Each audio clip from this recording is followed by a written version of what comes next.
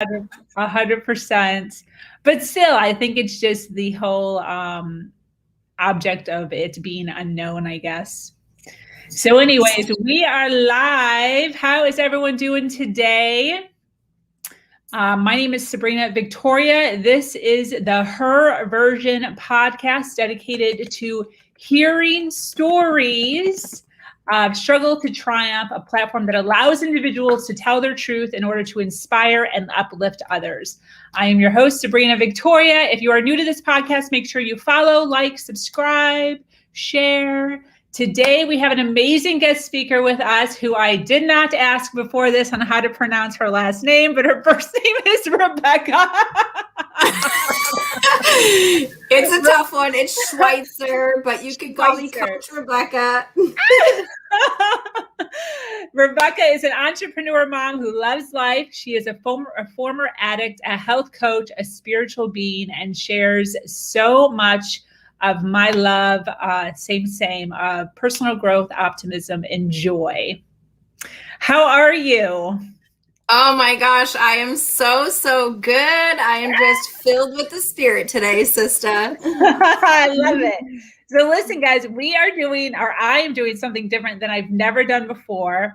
I connected so awesomely with this girl that I asked her to do something that I've never done before. I said, so normally, as you guys know, when I'm doing this, I confront powerful women and I'm like, hey, do you want to be on my podcast? And I'll ask you a bunch of questions. But this girl was just my jam. So I was like, listen, I've been thinking about doing this thing that I've never done before. Would you do it with me? Where I asked you 3 questions, but then you also asked me 3 questions. And then she was like, woo, let's do it. It's a party. So we have no idea what the questions are. We did not do any sort of, hey, just so you know, nothing. So I have no idea what she's asking me, and she has no idea what I'm asking her. But I did ask to go first. First of all, hey, what do you do? Tell everyone what you do.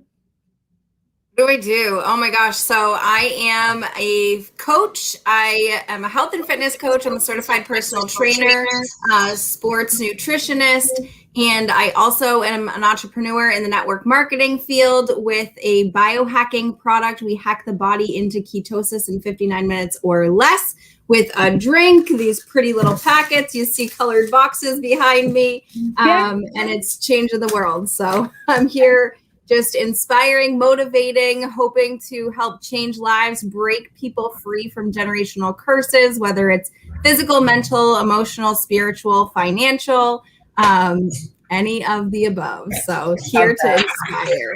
And hey, listen, thank you so much for being upfront about I'm a network marketer. Yeah, absolutely. Dude, so many people aren't honest about it. They try to like manipulate and say that they're not when they are. And I love the fact that you're just like, hey, this is literally what I do. There's no gimmicks. No, absolutely not. I mean, it's an industry, period, yes. Point blank. It's just like if you were in the healthcare industry, you would say I'm in healthcare. Like that's what I do. Exactly. You know, There's no shame. I believe in the product. I believe in the company. I believe in the industry. So I speak about it just like that. Hell yeah. And I love that. That's one of the things that I love about you. You're just real and there's no secrets. There's nothing crazy. You're not trying to get over on anybody. So we'll see if there's secrets depending on what you ask me, sister. All right. So question 1, where does your drive come from? Deep. Why do you feel a need to do something with your life? So for me personally, it comes from my experience of coming from a really, dark place. Like I led myself into a dark place by not feeling like I connected well. And so I never, ever, ever want to be back in that place again. I will never end up back where I was. And when I say back where I was, I mean broke, I mean, chemically dependent upon drugs and alcohol. I mean, dependent upon men for paying my bills. I mean, dependent upon, just so dependent upon so many worldly things that really, they held me back. And so today, like, my drive comes from freedom, like wanting freedom from all of that, the chains and bondage of being attached to so many different things. I will never, ever end up back in that place where I don't have a pot to pee in, where I don't have, and the truth is that I had a house, I had a good job, I was in the healthcare field, I had, my son, I had so many things when I was in my deepest, darkest place, but I was completely spiritually bankrupt. I tried to fill the void that could only be filled with spirit, right? And instead I was filling it with other things. But my drive comes from witnessing also, like, people who don't get that choice. Like, I've lost so many people along the way, who didn't get the chance to build a life of freedom, and have what I do today. So I do it for, number one, me, the people who are still sick and suffering, and the people who didn't get to do this.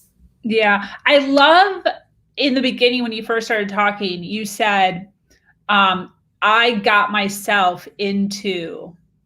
Can you expand on that? Because a lot of times individuals get into dark places and they want to place blame on who they think was the culprit. I love that you right away were like, I did it. Where does that come from? How did you figure that out? Well, it was a lot of inventory on self. I had to take a real good look at myself and my behaviors, going all the way back to childhood. Like, for example, in kindergarten, I was the only girl in my class. And so I manipulated my way into a completely different school district so that I didn't have to be the only girl. And that was as a kindergartner. I cried and complained and threw a fit enough that my family moved me into a different, you know what I mean? And so I used behaviors to get me what I wanted, when I wanted, how I wanted it, whether or not it was good for me or not. Yeah. Because I just wanted to feel good, or like I fit in, instead of facing things that were uncomfortable for me and asking for help. Like, I manipulated my way, and it ended up leading me into a place where I didn't know what was best for me. Like, I needed help. I needed guidance. And instead of asking for that, I just bulldozed my way right into a dark pit. Totally. Wow. What was the first inkling? Like, did you read a book? Did someone slap you across the face? Like, how did you figure out I did this? Oh, no. So I did work a 12-step program. Okay. I went through the 12 steps of Alcoholics Anonymous, and it taught me how to do a self-inventory. And so I started looking at behaviors that I had never looked at before, because it was everybody else's fault. At first, I did blame everyone else. Like, why would I never had to look at myself before? I never had to do that. And so until I was given the tools and a process to walk through, so that I could learn how to look at, my behaviors, that was what gave me the tools to do it. And today it's like, I also, I pause, and then I pray, and then I proceed. I call it the 3 Ps: pause, pray, and then proceed. I love that. And did you accomplish that on your own? I did. Yes. Yep. Oh, yeah. I love that. It's a process, right? And like, I need to pause and slow myself down because I'm very impulsive. My behaviors are very impulsive. So to give myself enough time to think about, okay, is this behavior really going to benefit me, or is it going to hurt or harm myself or others? You know what I mean? And I don't mean like physically, hurt hurt someone. I mean, I've definitely done that in the past, which is not my better days, but you know, like if my words that are going to come out of my mouth could potentially hurt or harm someone, do they need to be said? You know what I mean? And if they do, then in a tactful way. So it's a process of slowing down enough to look at behavior patterns and how you can change them as well. I love that. Perfect. Your turn. Cool. So, yeah, my turn. You ready for this? All right, let's see. I got to pull up my questions here. All right. What are your top 3 qualities that you believe attribute to your success? Oh, okay. First one would be I do not procrastinate. Now, I say that knowing that everyone procrastinates, but I truly keep, like, I am a freak. I truly do keep, like, this is today. I do and there's your name right there, Rebecca. I truly do keep a daily, this is yesterday. And every hour I am accounted for. I know exactly what I am doing from the moment I wake up. And I have a plan. So I have an actual focus. I have an actual plan. And I don't procrastinate, and I do. You can even ask my fiance. He gets freaked out sometimes because I'll just think of something, and then literally the next day, it'll be like just a crazy idea. And the next day I'll be like, yeah, remember that one thing that I was thinking about doing yesterday? Yeah, I did it today. And he's like, wait, what? Like, we didn't even talk about it. We didn't even discuss it. So I do not procrastinate. I am constantly doing. I create intense momentum in my life all the time. The other thing is I hold myself accountable for any and all disarray that happens in my life. So that's why I really keyed in on what you just said, because anything that goes wrong, it's really easy, you know, I'm late to this or late to that, and it's for this or that. Not that that happens very often, but it's really easy to be like, well, if you wouldn't have done it, if you would have hurried up, or if you would have, and point and blame at people. But then in my head, I always go back to, well, I didn't have to invite him. I didn't have to take them. I didn't have to share a car. I could have taken my own car. I never voice. And I would say never because, and I know it's tough to say never because you're not supposed to use nevers and always, but I came from a relationship prior to this relationship where every single thing was my fault. So it literally, I wasn't even there sometimes. Like, I wasn't even in the room, in the scenario. I was sometimes hundreds of miles away and still getting blamed for something that happened. And because of dealing with that for over a decade of my life, I promised myself that I would be held accountable for and take the power back for all of the things that happen. And I a lot of times feel as if the hiccup with individuals who are stuck is because they're finding reasons to blame other people for their failures. And if they just took a look inside and they said, hey, I have control over this. I have the power to do this. I have the power to pivot and not include them, you know, then things would be a lot differently. I'll go a lot differently. You know, health and fitness, I know that you're in that field.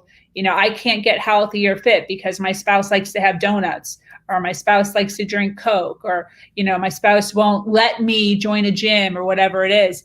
It's always placing blame on somebody else as to why you can't be who you want to be. So procrastination, taking blame. 3, oh my God. 3 would be,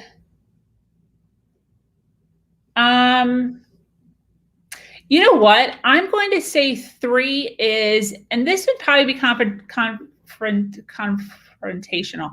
I actually schedule out free time. So Yes. Yeah. So like, for instance, TikTok. So I go on TikTok to place my TikTok on TikTok. Like every day I do a TikTok. And when I'm on TikTok, they have it geared so that you get stuck in it. Oh, the tickety talk. Yeah. The scroll and the tickety talk. And they have it so convenient because as soon as you get on, it's a new TikTok and you're like, oh, let me just watch this one real fast. And I got stuck for probably when I first joined it. I will be the first to admit that I literally would sit for like hours, like 2 to 3 hours, just be like, I'm just going to watch this one. And then 2 hours go by. Yeah. And so what I did a long time ago, months and months and months ago, is maybe even a year ago now, I actually have specific timings for free time or like in my head, it's TikTok time where I allow myself to sit and watch TikTok. So it's normally during my lunch. So unlike most people who are like, I work through my lunch. Yes, I do work through my lunch sometimes. I do that 100%. However, probably at least 50% of the time, that is my free time. I close all of my stuff. I turn off my phone. I don't take calls. And I watch or do something that I will find joy out of. Now, sometimes that's learning how to do something.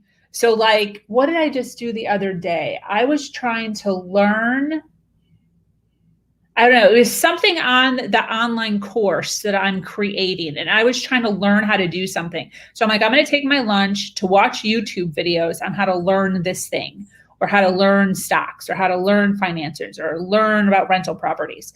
But I also take that time to literally just scroll through TikTok. So I'll just set my TikTok up with my sandwich. I'll put my feet up.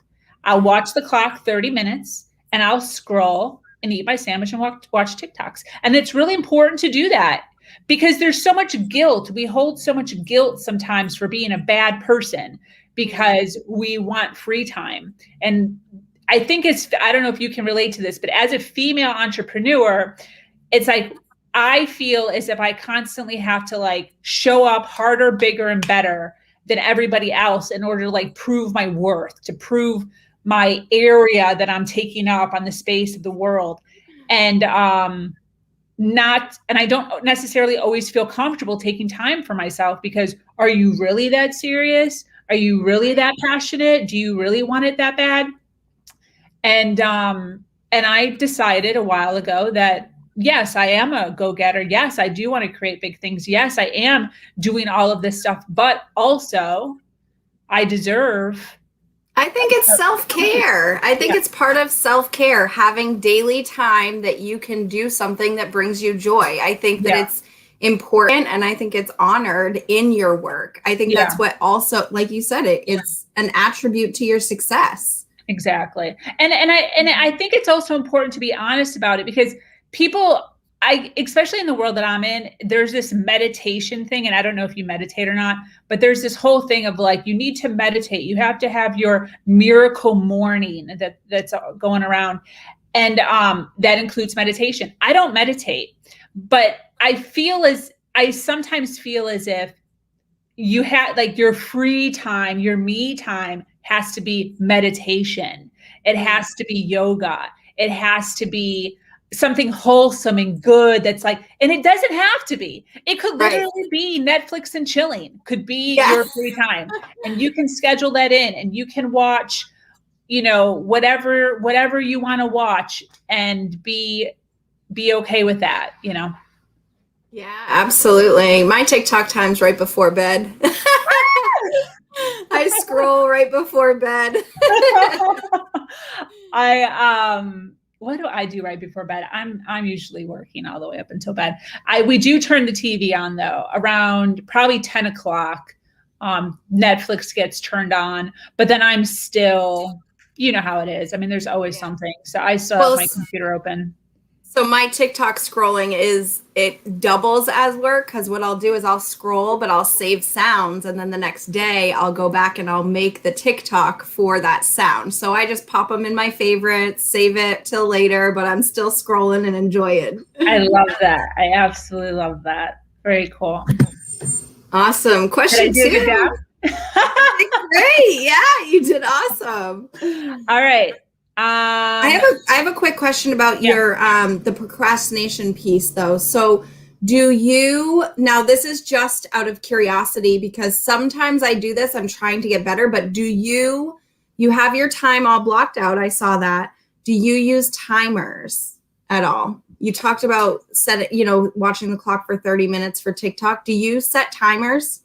Yeah, not like you think, not like for every single thing on here, but for big things. So you had a timer. Mm-hmm. I had a Zoom call with Vivian this morning. She had a timer. My lunch has a timer. My shower has a timer because I love taking showers. But other than that, no. So yeah, for important things where I know I get carried away, like TikToks, like 30 minutes can turn into an hour real fast. So yeah, but not for everything. Yeah. Cool. Oh wait, Dane just said something. Hang on. Remember when the phone says the hour? I don't know what that means, but he says hi. He says, "Hey, ladies." Hey. Okay. My next question. Are you ready for this one? I'm ready. Don't, you're making me nervous now.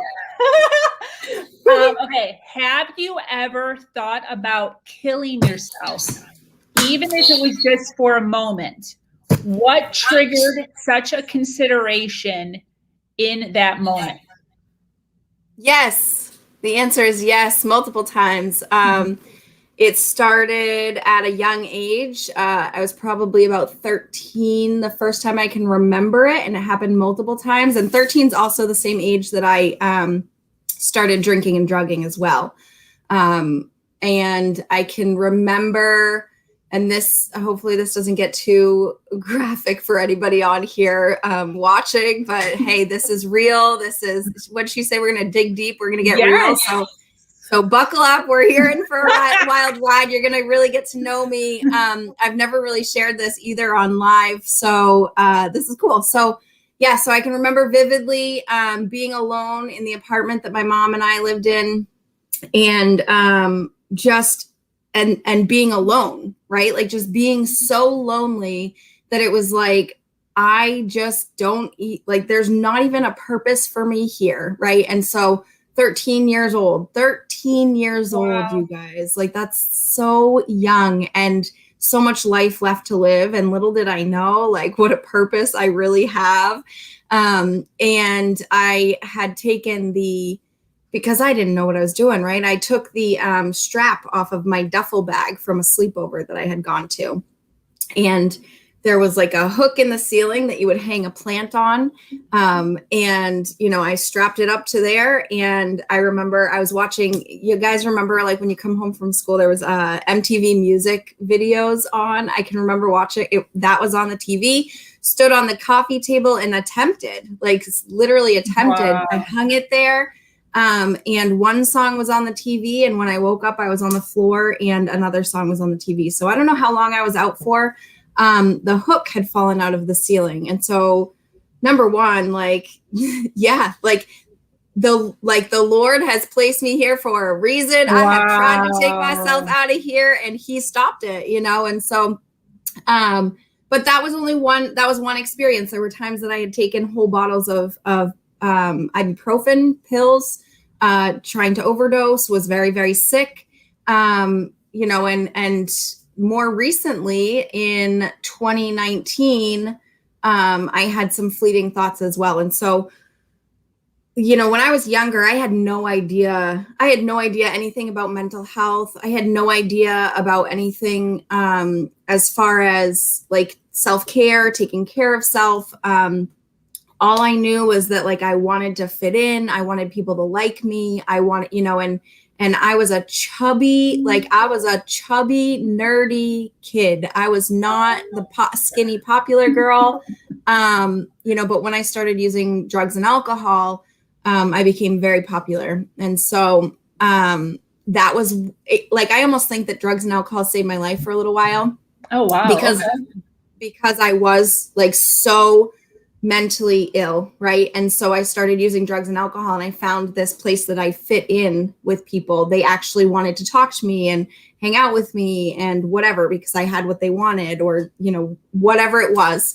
So it gave me like an in to fit in for a little bit. And so it was just this mental turmoil, right? Where it was like, there is just no purpose for me here. And I didn't even know what that meant at the time. Like, I didn't even know what that meant. My mom was a single mom raising me on her own. She was very young when she had me. She was 15 when she had me, and she did the best that she could, but I was home alone a lot because she worked very strange schedules.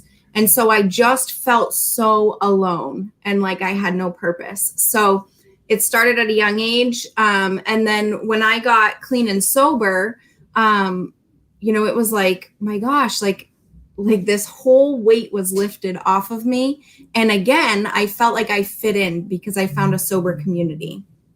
And so that was huge for me, right? It always for me goes back to this connection piece. Yeah. Feeling connected to other human beings, right?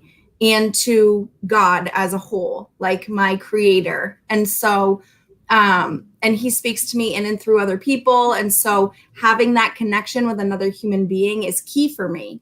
And so, yeah, that was a good one. I was so sick. Oh my gosh. So I ended up feeling like I fit in again, right? And so I didn't have suicidal thoughts for a very long time. Again, I was connected to God. I found the spirit in me again, and I found this newfound purpose that I could share my struggle and help another human being come from that dark place and give them a little bit of hope. And so that was amazing, right? And so I didn't have suicidal thoughts for a very long time. I will also mention, this is another piece of my story, is that when I was 15, my best friend died in a car accident. And so that also spiraled me out of control with the grief and not knowing how to handle it or deal with it or anything. And so after that, I did get put on some antidepressant medications, and I ended up taking myself off of them because I did not like being chemically dependent when I got sober. I took myself off completely. I do not recommend that. If anybody's listening, please seek guidance through your medical advisor. But I personally just completely cold turkeyed it. And so took myself off of them, didn't have to be on any kind of medication for a long time. In 2019, the man that I was dating, he died in a dirt bike accident. And so it was super tragic. And it totally threw me for a loop. Now, I had been sober. He died 4 days before my 4-year sobriety anniversary 2 years ago. And I didn't pick up a drink or a drug.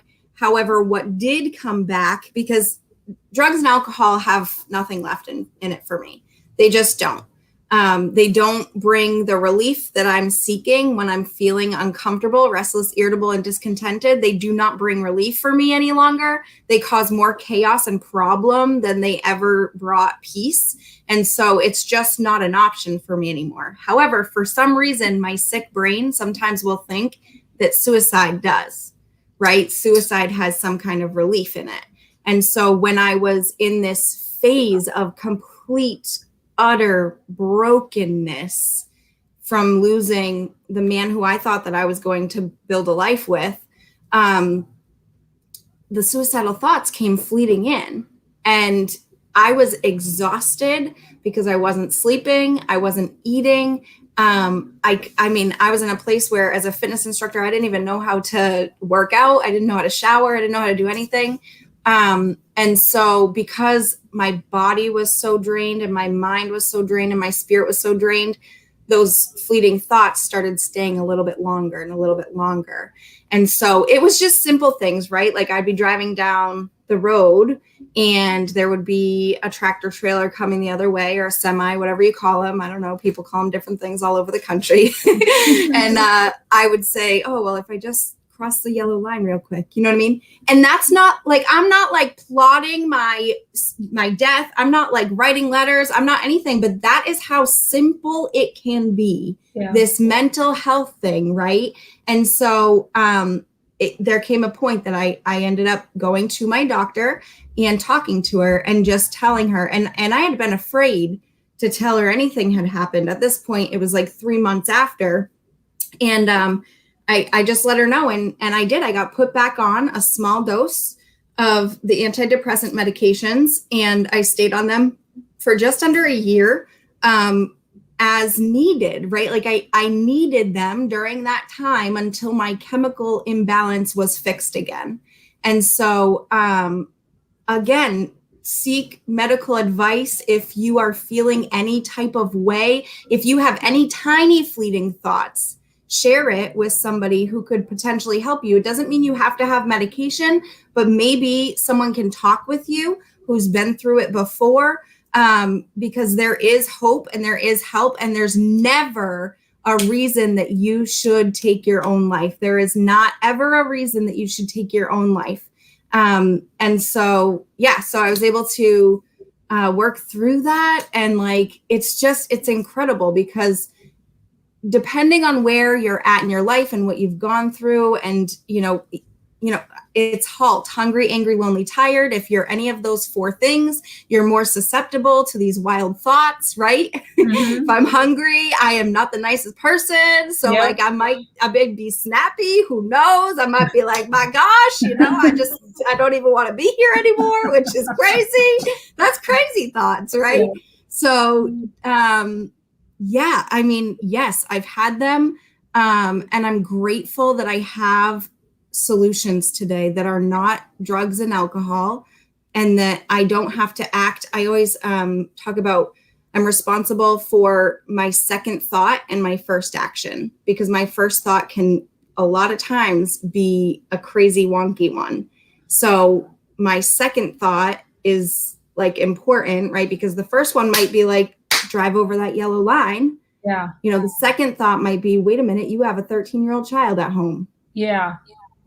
So my first action, if I take action on that first thought, like there's going to be a sad little boy at home. Okay, wait. So say that again. That was so good. You're responsible for my second thought and first action. That is so good. Yeah, I freaking love that. And that's why I have to use the pause, pray, and proceed, because if I act on my first thought, then I could really cause some harm and hurt to other people or myself. That's so good. Yeah. And that's so true. And everybody can relate to that. You have a first thought that's not so good. Not always. Sometimes my first thought is like, oh my gosh, I love her. That was my first thought of you. So you know what I mean? Yeah, that's interesting. I love that. That's so good. All right. That works. All right. You ready for your second? Yes, ma'am.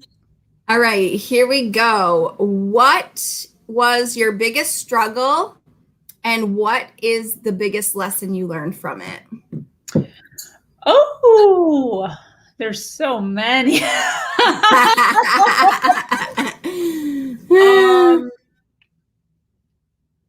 I'm going to say my biggest struggle has been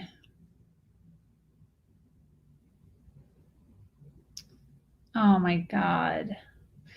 I'm going to go with the last scenario that I just lived out. And that was escaping my last relationship. I was being financially abused, sexually, emotionally, and mentally abused. I had no money. even though I was living in a really nice house, driving a really nice car.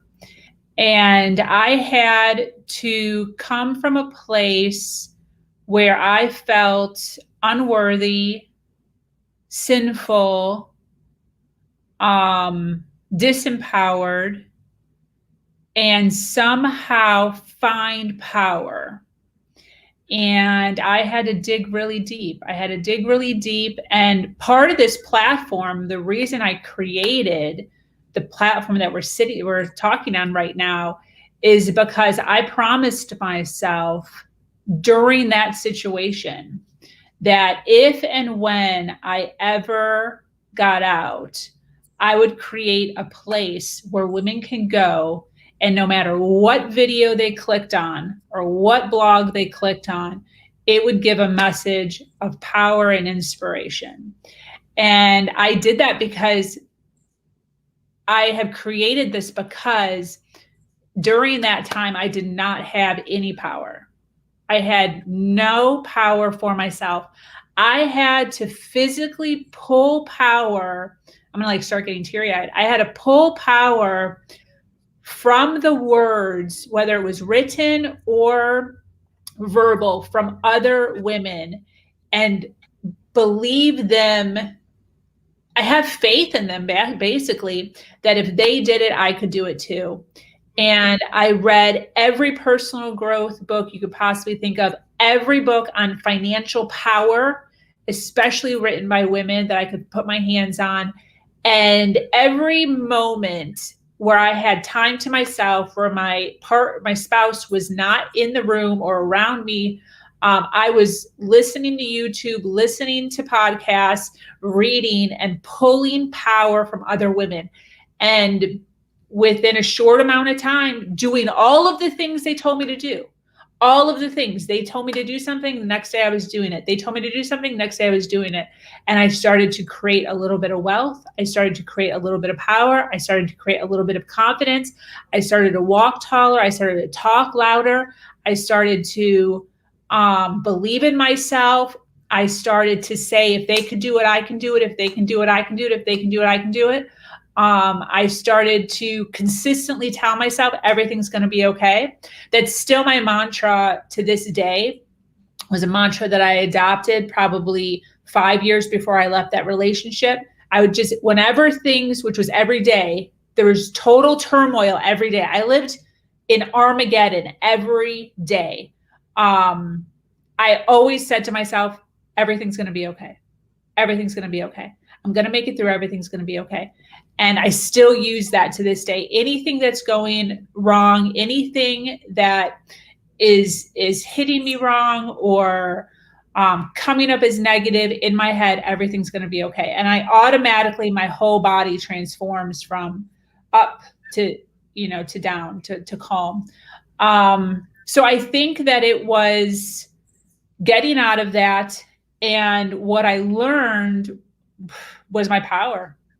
That I do have a voice, that I do matter, that I do have a purpose.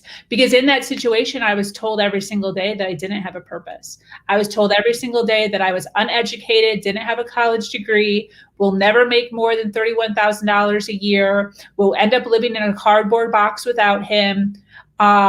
He used to say, like, if you ever leave me, within 2 years, I'd find you in the back of I'd find you behind a dumpster. That's what he used to tell me. And it was so consistent that I actually believed it. Like because I didn't have support. I didn't have, when you're dealing with a person like that, they pull everything away from you. They pull family, friends, network, community away from you. So you're by yourself. So you're not hearing any other girlfriends or any other community saying like, hey girl, good job. Hey girl, good with that. Nothing. So, and I think another good thing is this community that I'm trying to build slowly, with people like you who are willing to come on and share their stories of inspiration and hope.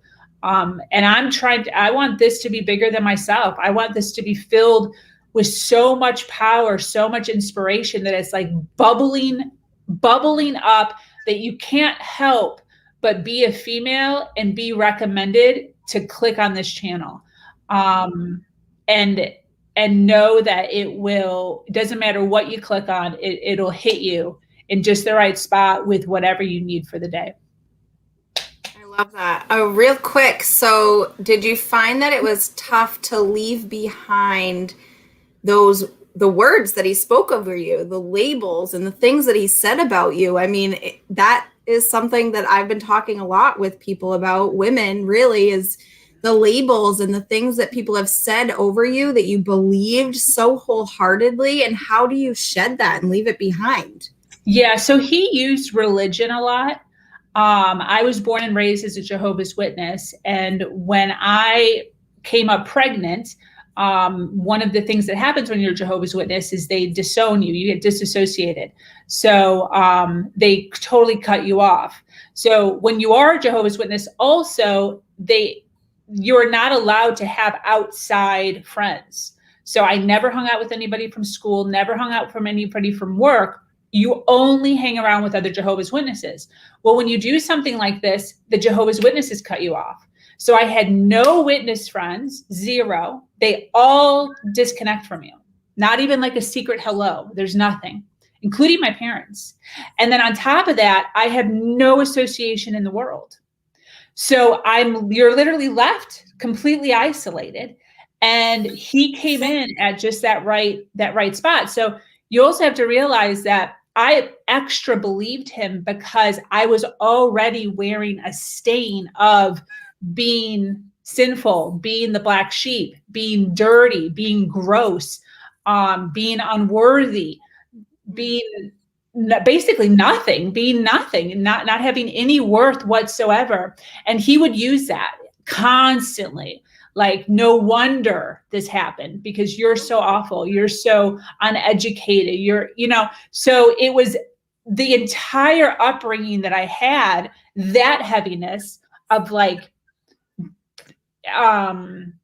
what is the word when you like frustrate your parents, when you, disappointment? Yeah, disappointment that I had of my family. And then on top of that, God. And then on top of that, I have this man who's like, yeah, totally. Yeah, totally. Yeah, totally. So it was hard. It was literally like climbing a mountain with bags and in the cold, and then having no rope, like nothing to hang on to. So I had to create it. And that goes back to what we were talking about earlier, where you have to blame. So I got pregnant. I decided to leave that religion. I decided to hook up with this guy. I decided to quit my job and work for him. And once you start realizing, hey, I did it, that's when you can say, how am I going to get out of it? And that's when I was like, let me pull from other women. Let me pull from other people. And that's where my rope came in. And that's where I really started to, she said this, and he said this, and she said this. And I was able to climb off of their rope, their power. Mm-hmm. And I'm not saying that I'm at the top, but I feel pretty freaking close to it. I feel really close to it. That brought me back to like when I was talking about behavior patterns and just paying attention, like be self-aware of the choices you're making and the behaviors that you're doing, because if you do what you've always done, you're going to get what you always got. You know what I mean? So if you want something different, you got to change it. And change is hard and scary, but like changing the words, even the words that you speak to yourself.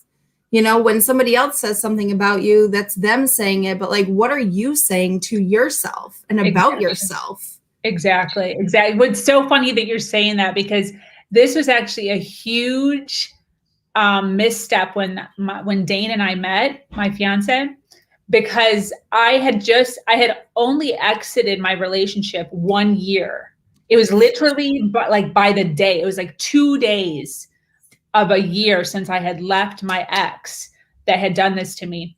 And one of the things that I had done towards the end of that relationship is whenever something good would happen, because one of the things that narcissists do is they do highs and lows. So you go from being like a princess, a queen, to being worse than the dirt on the ground. And they keep you in this thing. So one day I'm like the most amazing, most awesome, most beautifulest thing he's ever seen. And the next moment I am so far beneath him, he can't even look at me.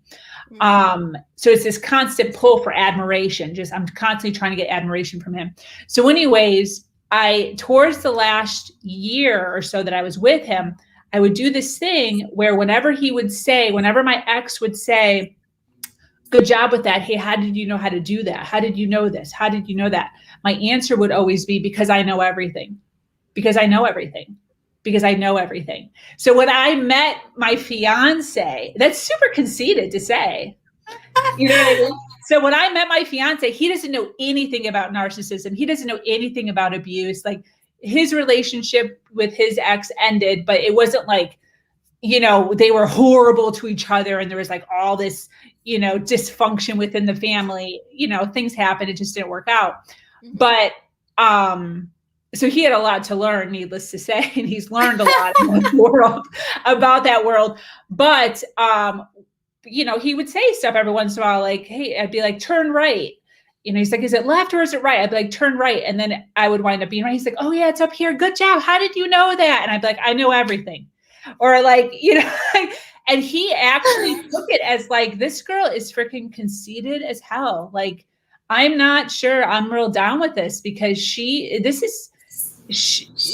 little much into herself. And I had to explain to him that those were words that I used, kind of like what you were saying, to self-talk, to self-affirm, that I do know more than what I'm allowing myself to know or think that I know. So that is one of the things that I did in order to continue to pump the goodness into me. I know everything. I know everything. I know everything. And it pushed me to know more.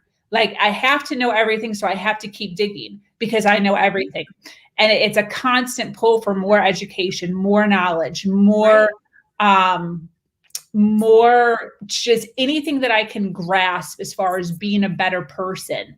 And so it's funny that you say that, because we actually fought about that a couple of times. Nothing big, but we're just like, dude, you're a bit much. Like, come on, settle down, like humble yourself a little bit. And I had to explain that to him. Like, listen, this comes from a dark spot, and I need this. And I do. I still do it. I don't care. I still do it. I never stopped. Yeah. No, I used to. I have affirmations written everywhere, and one of them that I used to say every single day was, I have all the wisdom and knowledge that I need to be successful. I have it all. But it's remembering it. It's remembering that truth about myself. Exactly. I totally agree with that. Was that it? Was that my question or your question? I asked a question. I like double tripled on it, but that's fine. Okay. So you're on question 3. All right, last one. What is the 2 biggest differences between who you are now and who you were 10 years ago? Oh, 10 years ago. How old was I 10 years ago? Oh, okay. The 2 biggest differences between who I am now and who I was 10 years ago. I don't even know how old I am. I can't remember. What was 10 years ago? Okay. 10 years ago, my belief system was totally different. Like, I didn't have belief in myself. And today, that is something that's still being worked on. But what's really cool is that I surround myself with people who believe in me more than I believe in myself. And so that gives me the power. Like, they see things in me that I don't even see in myself. And then I'm like, oh, well, so something that changed major for me. Number one, I used to be 230 pounds and overweight and eat from the dollar menu every day. And so that's one of the biggest things, is that I'm dedicated to my health and fitness. And that's physical, mental, emotional, spiritual. That's all of that health and fitness. I mean, spiritual fitness is number one for me. Like without that, I have nothing else. And so that's one of the biggest things, right? But the other is my belief system, and not just in myself. Like today, my belief lies in God, and Jesus and the Holy Spirit. I have my trifecta of just holiness around me all the time. But my belief from that about myself is that I have a calling and a destiny placed on my life. I am here for a mission, for a purpose. I might not know what it is every day. Some days it's different than it was yesterday. But like the ultimate mission and purpose is for me to love others enough that they can see that they have a purpose and a mission here, and so just be this ultimate vessel and channel for love to flow through me. And 10 years ago, it was all about me. It was, it was selfish, self-centered. What can I get? What can I take from this? Not what can I bring to the table? What can I get from this? How is this going to serve me? Right. And today it's like, I just live this life. I hit my knees every single morning. I roll out of bed onto my knees and I ask the Lord to allow me to be a vessel and channel for his love and grace and mercy, like period, the end. Every single day I do that, every single day. And so, it's from being selfish, self-centered to being a servant. My belief system has changed, and fitness, my health, focusing on my health, because this is the only body we're going to get, right? Yeah. The only mind we're going to get. We don't get a second chance. This is the one and only chance that we get. This is the one and only body that we get. And so I have to take care of it in order to fulfill that mission and that purpose that the Lord has placed on my life. So. Who was the person you used, like a mentor or a coach or whatever, to go from where you were, your weight wise, to where you are now? What was the turning point? Like, what was the? This is my third go at being sober. The first two times, I relapsed for 3 months each time. So my first time getting sober was in 2012. And there's been 6 months in between then and now that I had drank and used drugs. When I first got sober, my mom actually was really, really sick and she was in the hospital, and it took them months to figure out why and what was going on. And she woke up one day and she couldn't walk. And so she was in the hospital, and they diagnosed her with the most progressive form of MS. And I can remember like I said, my mom was 15 when she had me. So she's only 15 years older than I am. I don't even know how old I am. So don't ask how old my mom is right now. But I was working one day and I was the front desk girl at a local marina. I live here in New Hampshire on Lake Winnipesaukee. And so I was walking out to my car and I dropped my car keys. And I had gotten the phone call shortly before that my mom had been diagnosed with MS and that it was, a progressive disease that will never get better. It's only going to get worse. And so I dropped my car keys on the ground and I bent down to pick them up. And I don't know if you guys have ever been carrying a bunch of stuff in your hands and you drop your keys and they fall on the ground. You're, you know what I mean? I gotta bend down and pick them up. That was my initial reaction, right? That was my first behavior, right? My first thought, And I bent down to pick them up. And my second thought was, you should be grateful. Your mom is laying in a bed and cannot walk. And so I vowed from that day on to never take for granted the fact that I could physically be active. And so it's developed from then. My mom still has MS. It's not going to get any better. It's continuously progressing. She goes and gets, treatment every 28 days. And it's tough. My sister is 6 months younger than my son is. I have a sister who's 13 years old. And so my mom's raising a child while she's going through the struggles of MS. And so, since then, my uncle walked into, a walk-in clinic thinking he had the flu one day. He had a fever and was vomiting. And they immediately put him into a medically induced coma and med flighted him to a hospital. And he had an infection in his leg that he didn't know about because he has diabetes. And so he couldn't feel it, neuropathy. And they amputated his leg above the knee. So he went in, and then while he was there, he actually coded twice and they brought him back to life. He was there for a month. So he went into this doctor's office thinking he was being treated for the flu and woke up a month later with no leg and had died twice. And so things of that nature, there are people who physically do not get the chance. I mean, think about war veterans, right? They don't get the opportunity to be physically active. You just went through it. What is your foot? How's your foot, sister? Right? You know what I mean?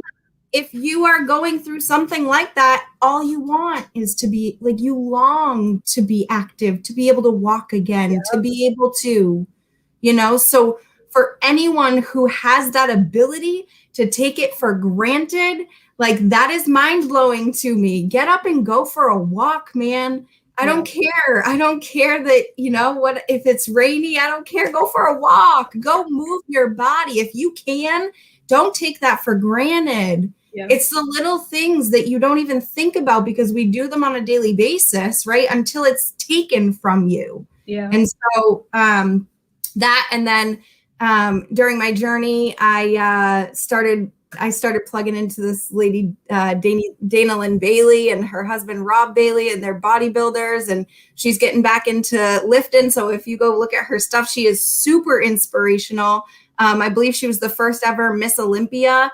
And so I started plugging into her stuff, watching her videos every single morning of her training, and she's just intense. And so I got into bodybuilding and I got into lifting, and I did bodybuilding competitions professionally for 3 years, 5 shows, medals, trophies, all of the things. Like I just become obsessed with getting better and better and better. So yeah, so there's been, my mom is my number one inspiration. I love her to bits and pieces, and it breaks my heart that that physical ability has been taken from her. So in place, I vow to never take it for granted. Oh, I love that.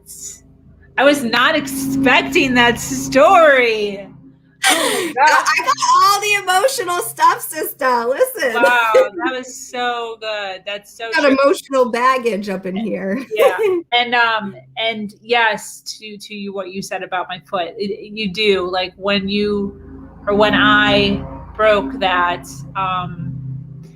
I remember the first time I took a shower standing, I was like freaking out. I was like, oh my God, I can stand. Like, I'm never going to complain. Because I would always say, we have a seat in our shower, and I got spoiled with that with my last relationship. And I'm always like, I need a seat in my shower. And now I'm like, screw the seat. I don't care about a seat. I don't care about Praise God, right? We're standing. I love that. Or like the first time I swept, like I remember the first time I swept our floor, and I'm like, I'm never going to complain about sweeping ever again. It's wild, like this self-awareness, you know what I mean? It's crazy. Cool. You ready for number 3? Yeah. You kind of touched on it before, and so I'm super excited to hear what your answer is. So if you could recommend one book for everyone to go read, what would it be? Oh my.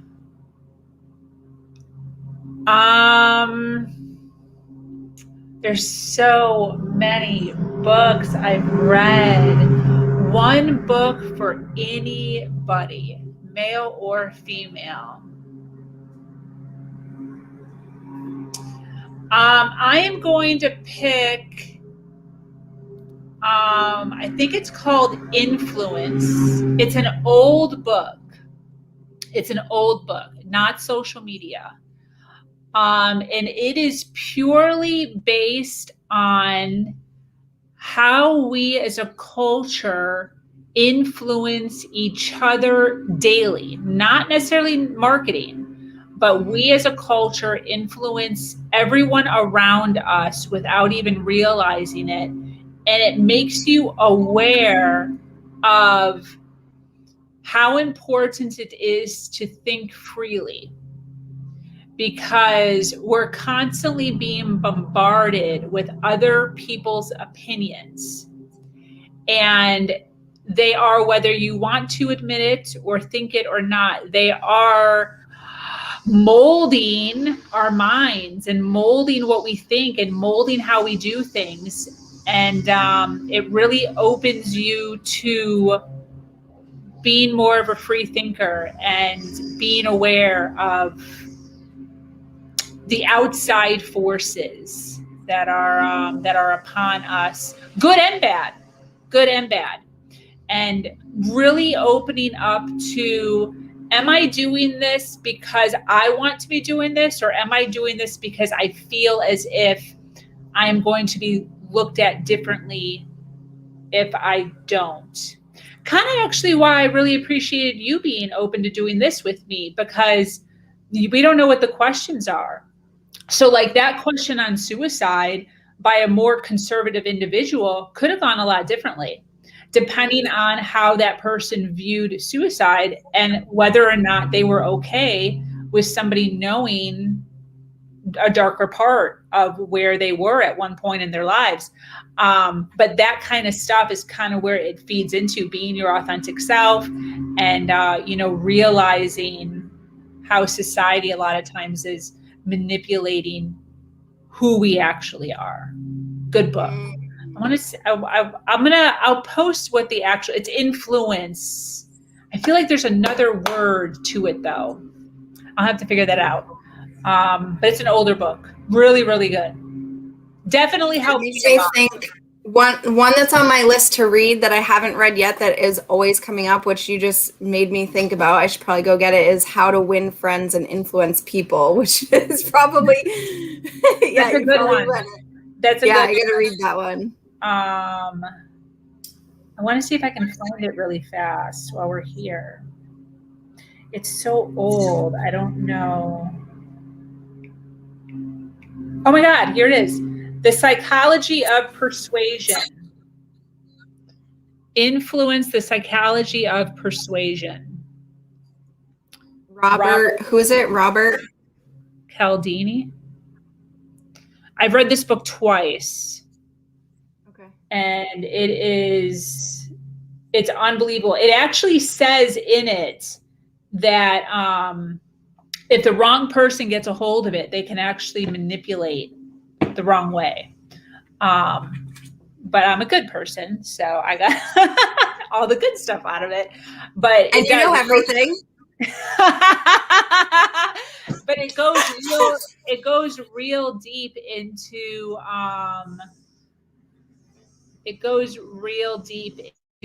whether or not we are being who we want to be. So love that. Yeah. Love it. Dude, this one's so good. I'm telling you, I've got a whole list of questions to ask you. So you just tell me what the next one is, because we can go on for days. This was so great. I'm so excited. And I would love to do this with you again. Absolute. Yeah, this is fun. This is good. Good stuff. I got a lot out of it. So hopefully somebody else got some kind of message of hope, that it touched their heart, that they can take something from this and apply it to their life and see results, man. That's what it's about, right? Exactly. So I'm going to close up. Do you have any concluding words for us? Hey, that was it. Just, I hope that you can take something from this and apply it and share it to other people. Like, one of the biggest things for me is to learn something and then turn around and teach it. So if you hear something on this podcast that really touched your life, then turn around and go share it with someone else, because your message could be the one encouraging message or voice that somebody else hears that they need to hear to save their life. So Exactly. I totally agree. All right. Well, let me close out. Thank you so much for joining us here on Her Version. If you have an amazing story to share of struggle to triumph, be sure to reach out to me here or on herversion.life. I am your host, Sabrina Victoria, and I'm so grateful to be here sharing a platform that allows people to share their truth in order to inspire and uplift others. Have an amazing day. Much love. Mwah.